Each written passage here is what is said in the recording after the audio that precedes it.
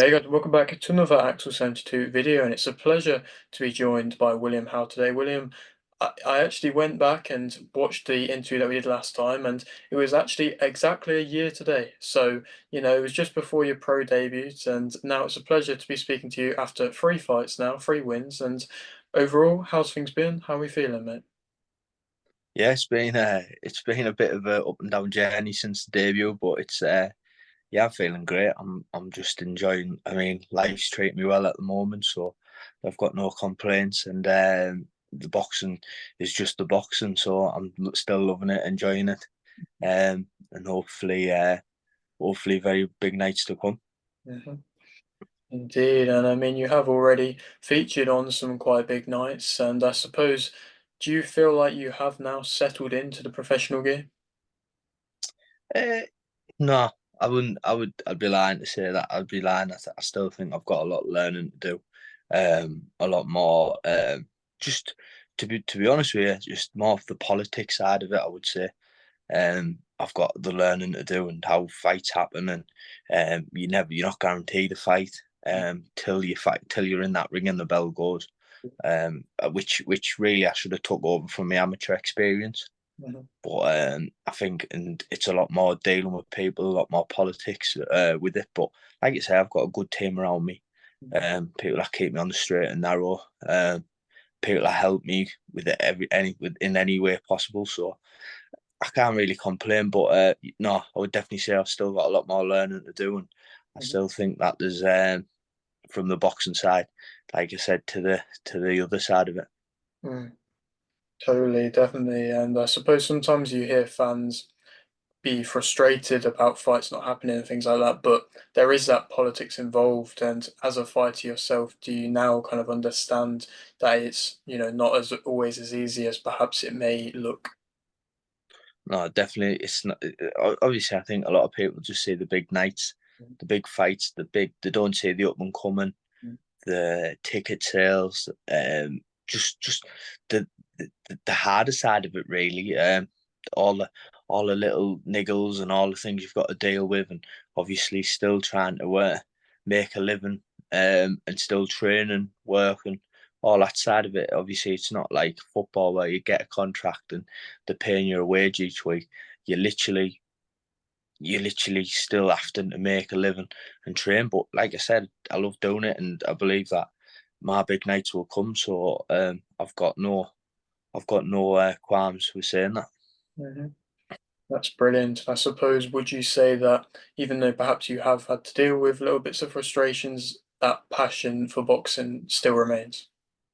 Yeah, definitely. It's just part of the game. You've got to take it. You've got to learn from it. I think if you take everything to heart, I had a tricky few months at the beginning of the year, and if I took it all to heart, would I be sat here now? Probably not. I'd probably have kicked my boots on, my gloves off, and I'd been booting around, screaming, shouting, and but you can't do that. No one's bothered. No one's interested. If you don't want to box, you don't want to box. So, like I said, I've got to put my side, train hard, keep myself there, keep myself dedicated, and keep the hard work up. Hmm. Most definitely, and I suppose to touch upon fights in which you've already had, like I've mentioned, you've featured on a big night already, and I suppose for somebody who is a prospect who's still getting used to the whole professional side of things, how have you been dealing with things like nerves before fights?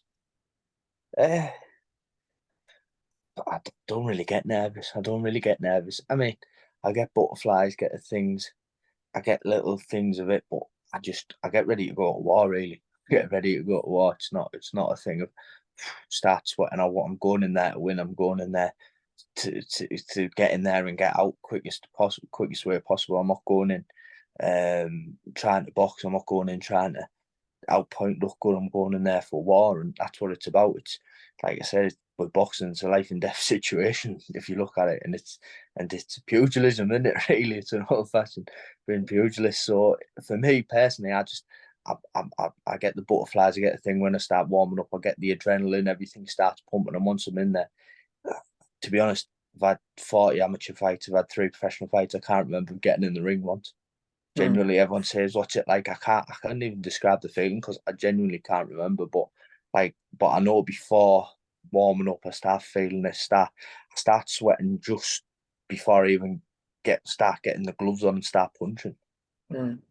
No, it's completely understandable. But when you speak about that kind of mindset that you have before fights, it's always important. And sometimes you don't see fighters have that necessary level of aggression that they have to have. And do you feel like that kind of, maybe to an extent, killer instinct is necessary for boxing?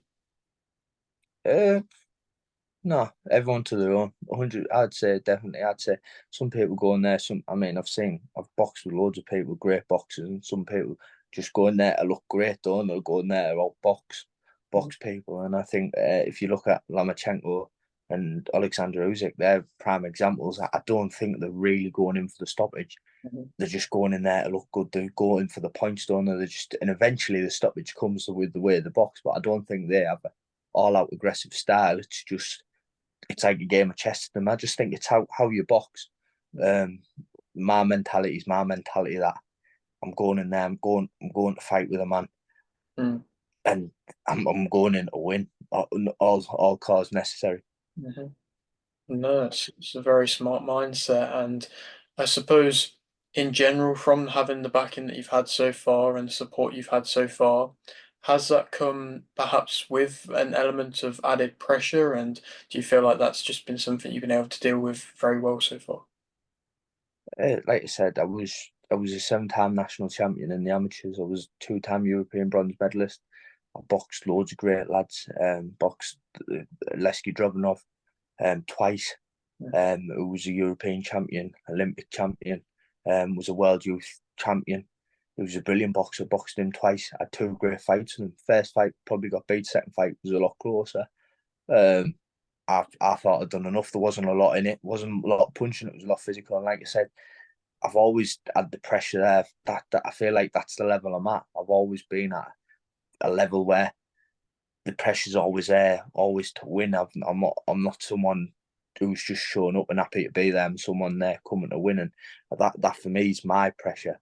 That I'm a winner. I don't want to be second best, and obviously in boxing, if you're second best, you're the loser. So for me personally, I just want to go there and be a winner. That's my feeling, and obviously that comes with pressure. That mm, if you want to win, you have to deal with it. But I deal with it in my own ways. I don't ever feel like stressed out if something's not going right in camp or something's not going right in a spar. Or like I never get stressed off. Something's not even going right in a fight. I just think it is what it is. Like I said last fight, I broke my hand.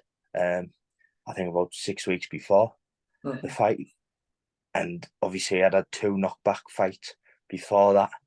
And I was sat down talking to my dad, and my dad was like, "Well, what do you want to do?" He said, "Don't fight." He said, "It's your hand. You've got to have your hand for the rest of your life. You could really do." But I was determined to get in there. I knew that I've got the skills to beat him, and I thought I hadn't really punched for about 3 weeks before the fight. Done bits of sparring, never really let my hand go. mhm, Just tapped away, and in the fight, I hit him in the second round, and it completely broke my hand. mhm, Um, well, it caused more damage than what it didn't. It happened in the third as well. Hit him again. So like you're saying, I've got all stuff that happens like that, and I just deal with it. It's not something that I feel pressured about. It's just it happens. It happens. You got to deal with it, and I think that's just genuine life in it with people and stuff happens. Doing it what you don't expect. Stuff comes around the corner, mhm, and is what it is. You just got to deal with it. mhm. And I suppose two questions here. First of all, is the handle good and everything? Second of all, is, you know, going through an experience like you have with having an injury suffered and I suppose getting worse throughout a fight, would that kind of make you think maybe perhaps going into future fights you don't really want to take any unnecessary risks? Uh, Oh, I think the hand now it's mended. I'm back on the bags, back punching. I boxed on I think the 19th of April. Mhm, I've just come back the last couple of weeks punching, mhm, um, getting the thing. But like I say, I stay fit. There's other ways. Shadow boxing with the weight, which resembles it in the bags. It was just more the sparring side of it. So my hands back to normal. But um, I was just hungry to fight. I was hungry to fight, so I knew I needed to take the fight. Looking to the future now, I think probably not. No, I probably wouldn't. It's a big gamble. Like I said, it was lucky that I only caused more fractures along my knuckle, across my metacarpals.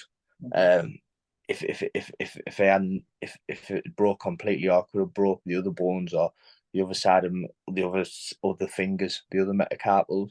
So for me, luckily it was just in one spot that I needed to heal. But yeah, future wise, I'd probably look and think, no, I don't think there's any need to take that necessary risk. No, it's definitely something which a lot of fighters deal with early on in their career, and I suppose it's good to have learnt from that experience. And I suppose to continue to speak about yourself as a prospect and as somebody who is developing, are you now learning and perhaps enjoying the whole part of not just fighting, but also selling yourself as a product?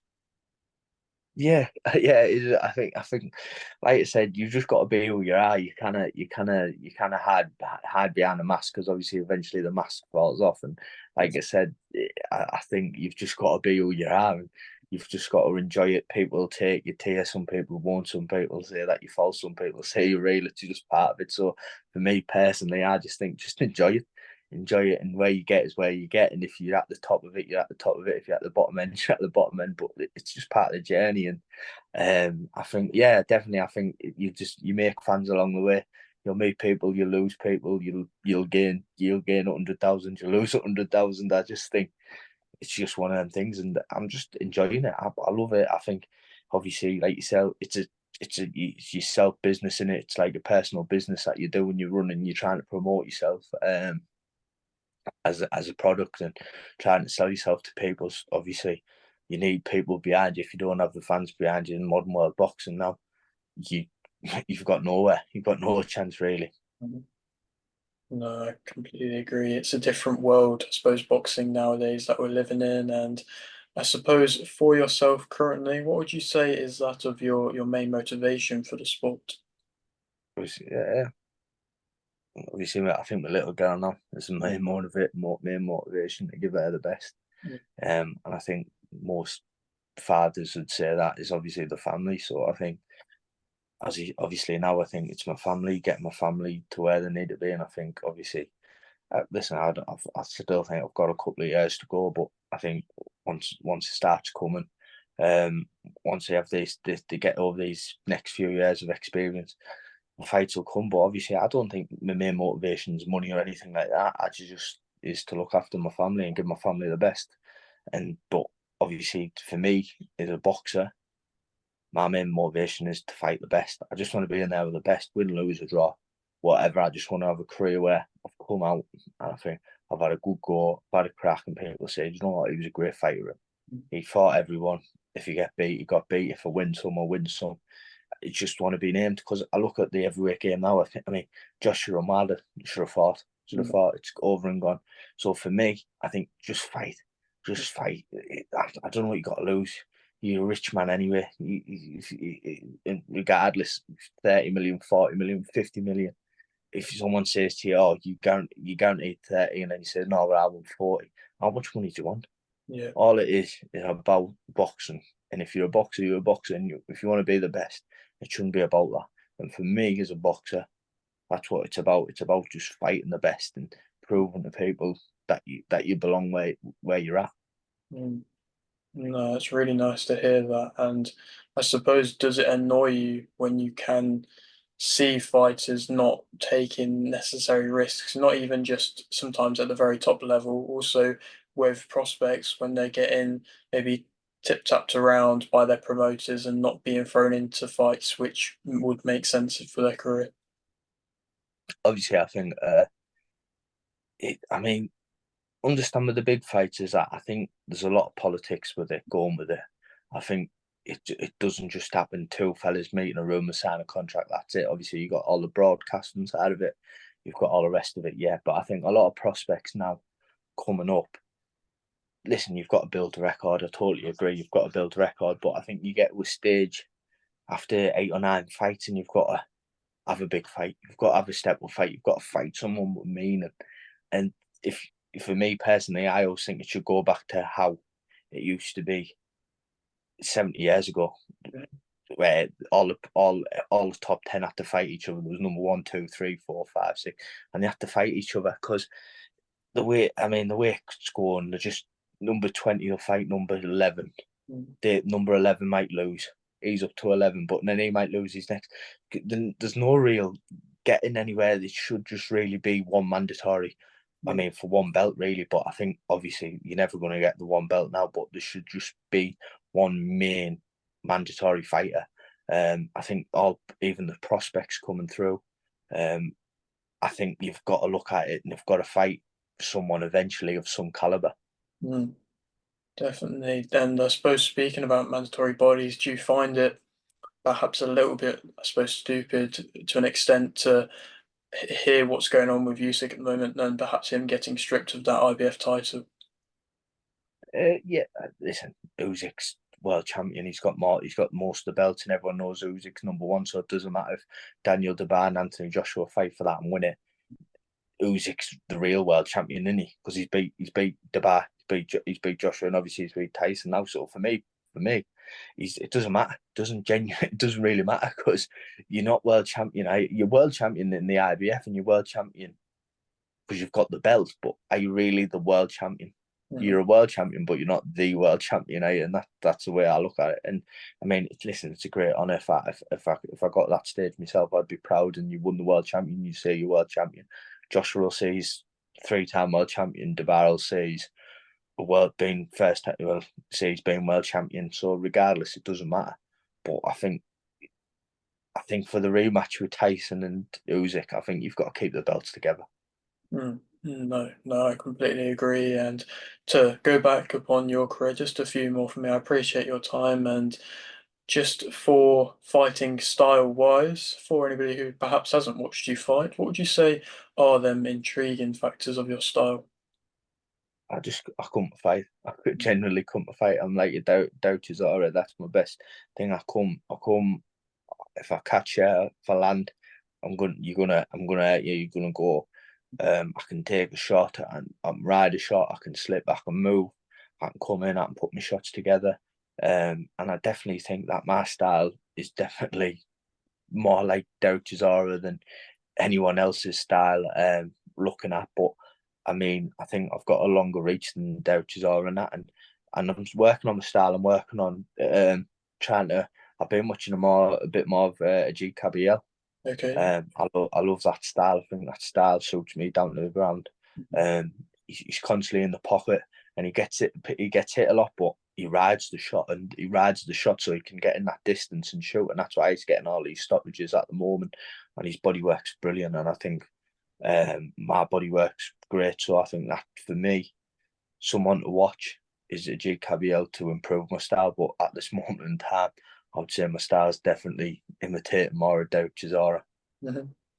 No, it's really nice to hear that you're going and watching other people and trying to take elements of their style. As you see from prospects, often it takes a little while for them to develop their own style and they learn from other fighters. And then when they get to a point where they have their own style, which they're comfortable with. And do you feel like you've always wanted to be that student of the game?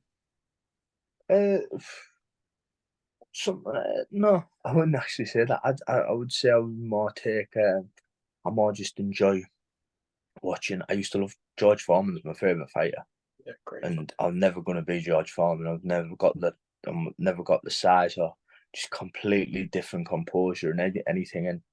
And at one point, I was doing a lot in sparring the X defense, catching and throwing and trying to get one big shot off. And I was too little. I was fighting bigger men doing that, and it didn't really work. So obviously, I take what I take from fighters. I see them do something, and I think, yeah, that's good. That's good. That I seen someone do like a no look uppercut once, and for a period of time through sparring. No matter how good the sparring was, I just try it just for the off chance that it comes off.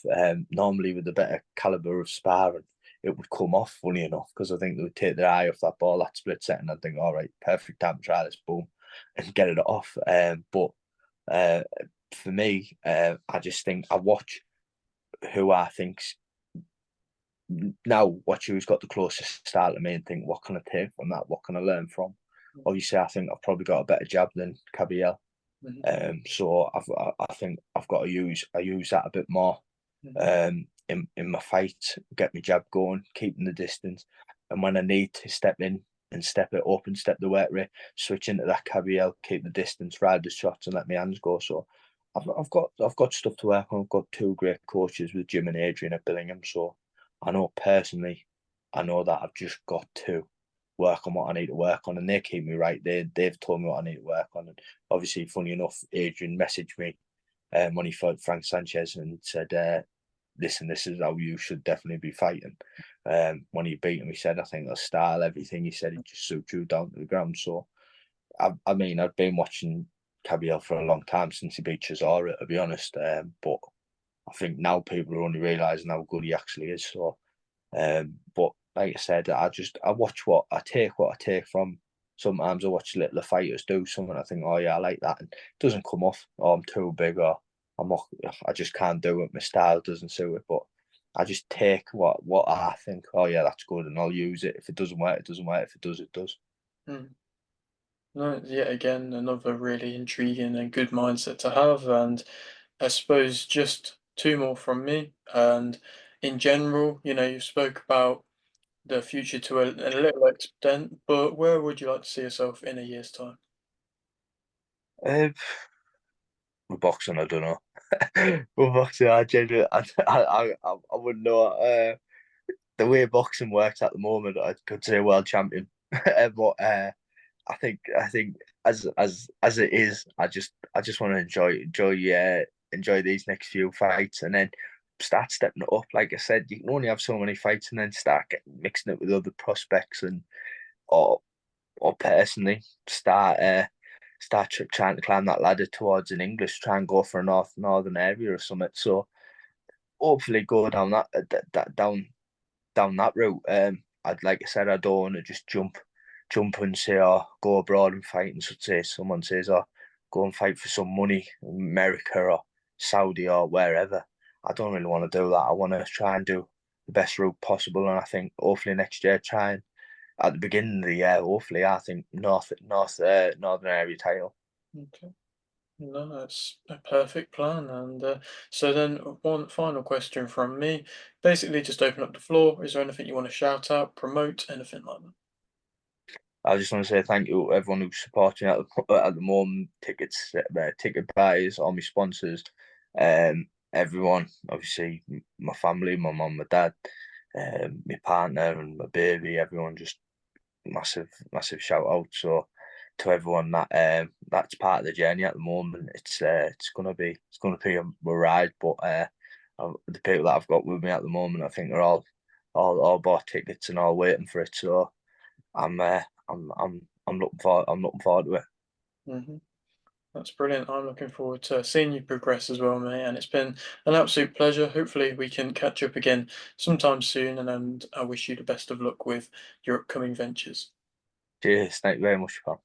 Brilliant. And so, if you're new around here and you haven't yet subscribed, please do so. Like the video if you did indeed like the video, and thanks for watching.